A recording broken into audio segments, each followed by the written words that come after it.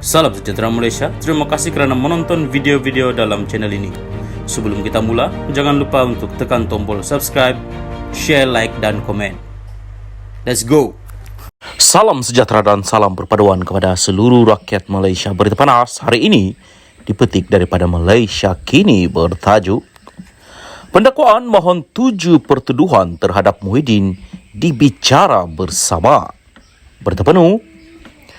Pihak pendakwaan memohon 4 pertuduhan salah guna kuasa dan 3 pertuduhan pengubahan wang haram terhadap bekas Perdana Menteri Muhyiddin Yassin melibatkan lebih RM232 juta ringgit dibicarakan bersama. Timbalan Pendakwa Raya Wan Shaharudin Wan Ladin memberitahu Mahkamah Session di Kuala Lumpur pagi ini bahawa mereka memfailkan permohonan itu semalam. Peguam Muhyiddin Hisham T. Potek memberitahu Hakim Azura Alwi bahawa pihak pembelaan memerlukan masa untuk menjawab permohonan perbicaraan bersama itu. Azura kemudian mengarahkan pihak pembelaan memfailkan affidavit mereka sebagai jawapan kepada permohonan itu selewat-lewatnya pada 30 Jun dan bagi pihak pendakwaan memfailkan sebarang jawapan kepada jawapan itu dalam tempoh 2 minggu selepas 30 Jun.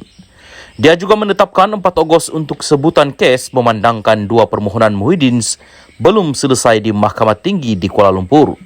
Permohonan pertama adalah untuk memindahkan kes itu dari Mahkamah Session ke Mahkamah Tinggi dan satu lagi untuk membatalkan 4 pertuduhan salah guna kuasa. Ketika ditemui media selepas prosiding, Hisham berkata mereka akan membantah permohonan pihak pendakwaan agar pertuduhan dihadapi Muhyiddin dibicarakan bersama dan menegaskan pasukan pembelaan hanya menerima salinan permohonan itu awal pagi ini. Peguam mengulangi pendirian mereka bahawa pertuduhan salah guna kuasa tidak mendedahkan sebarang kesalahan undang-undang dan pertuduhan itu tidak menyatakan butiran kesalahan itu. Permohonan Muhyiddin untuk membatalkan pertuduhan terhadapnya memfokuskan pertuduhan predikat utama iaitu 4 pertuduhan salah guna kuasa. 3 pertuduhan pengubahan wang haram bergantung pada 4 pertuduhan predikat berkenaan. Muhyiddin menghadapi 4 pertuduhan salah guna kuasa di bawah Seksyen 23-1 Akta SPRM 2009 iaitu menggunakan kedudukannya sebagai Perdana Menteri ketika itu dan Presiden bersatu untuk suapan berjumlah RM232.5 juta ringgit daripada 3 syarikat dan seorang individu antara 1 Mac 2020 dan 20 Ogos 2021.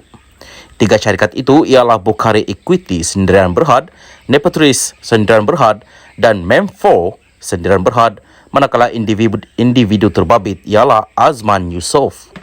3 pertuduhan pengubahan wang haram itu dikemukakan di bawah Seksyen 4-1-B Akta Pencegahan Pengubahan Wang Haram, Pencegahan Pembiayaan Keganasan dan Hasil daripada Aktiviti Haram 2001 yang dibaca bersama Seksyen 87-1 Akta yang sama. Pemimpin berusia 76 tahun itu didakwa menerima lebih RM120 juta hasil daripada aktiviti haram daripada Bukhari Equity Sendirian Berhad antara 25 Februari 2001 dan 8 Julai 2022. Pengubahan wang haram itu didakwa dilakukan dengan menerima wang yang dimasukkan ke akaun bersatu. Ahli Parlimen Pago itu berdepan hukuman penjara 20 tahun dan denda 5 kali ganda jumlah suapan atau RM10,000 yang mana lebih tinggi bagi pertuduhan salah guna kuasa. Bagi kes pengubahan wang haram, dia boleh dihukum penjara 15 tahun dan denda 5 kali ganda jumlah terbabit atau RM5 juta yang mana lebih tinggi. Muhyiddin pertama kali didakwa pada 10 Mac. Dia mengaku tidak bersalah dan memohon dibicarakan terhadap keempat pertuduhan salah guna kuasa dan 3 pertuduhan pengubahan wang haram.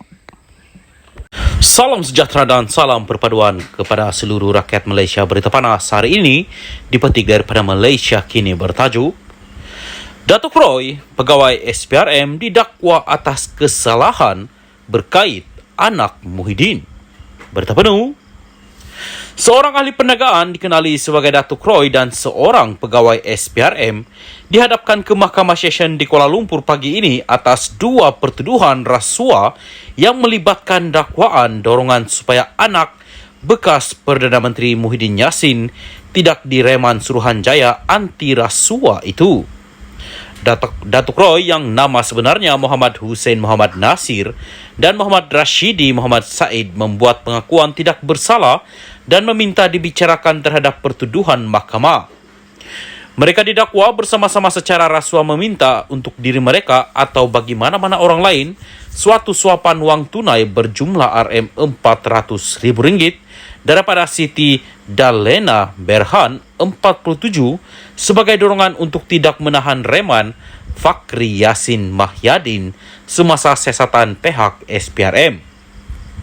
Difahamkan, Fakhri Yassin tidak pernah ditahan SPRM. Satu pertuduhan didakwa meminta wang tunai Rm400.000, manakala pertuduhan kedua disebut menerima tunai Rm240.000. Mereka didakwa melakukan kesalahan itu di dua restoran berasingan di Kuala Lumpur antara 5 dan 6 Mac awal tahun ini.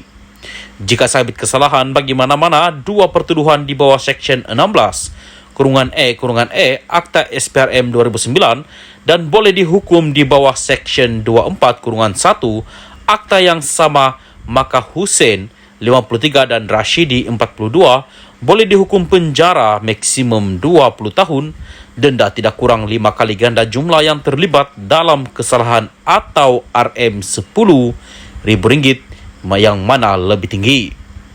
Hakim Azura Alwi kemudian membenarkan kes itu dipindahkan ke Mahkamah Session di Kuala Lumpur dengan Hussein dijangka menghadapi satu lagi pertuduhan. Pada 13 Mac, Datuk Roy ditahan selepas menyerah diri kepada SPRM selepas dia dikehendaki untuk membantu siasatan kes Kim Jana Wibawa. Dia kemudian dikenakan perintah reman beberapa kali oleh Mahkamah Magistrate bagi lagi. Pihak berkuasa setakat ini sudah mendakwa 3 ahli politik, termasuk bekas Perdana Menteri Muhyiddin Yassin dan bekas Ketua Penerangan Bersatuan Saiful Wanjan berhubung skim Jana Wibawa. Skim Jana Wibawa asalnya dilancarkan kerajaan pada 2020 sebagai satu cara untuk membantu kontraktor Bumi Putra yang terjejas semasa pandemik COVID-19.